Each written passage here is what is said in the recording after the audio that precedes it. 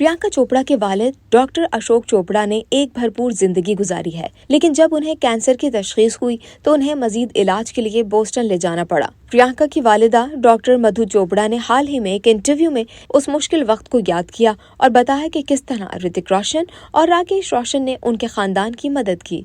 YouTube पर एक podcast में डॉक्टर मधु ने बताया कि उनके शौहर की बीमारी उनकी जिंदगी का सबसे ज्यादा कमजोर लम्हा था।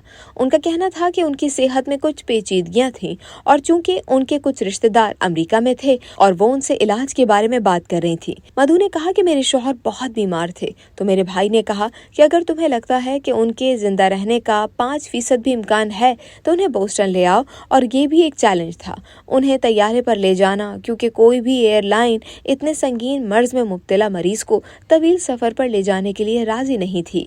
इसी दौरान प्रियंका ऋतिक रोशन और राकेश रोशन के साथ फिल्म क्रिश की शूटिंग कर रही थी। जब ऋतिक और उनके वालिद को इस मसले का इल्म हुआ तो उन्होंने मदद की पेशकश की। मधु ने कहा कि ये महज इत्तेफाक था कि प्रियंका ऋतिक और राकेश रोशन के साथ क्रिश की शूटिंग कर रही थी। उसने उनसे अपने खदशात जाहिर किए। उन्होंने प्रियंका से पूछा, तुम क्यों रो रही हो? और फिर दोनों वालिद और बेटे ने मुमकिन बनाया कि एयरलाइन हमें ले जाए। इसी बातचीत में मधु ने यह भी बताया कि अशोक चाहते थे कि किसी को उनकी बीमारी का इल्म ना हो और वो इस मसले पर ज्यादा बात नहीं करते थे।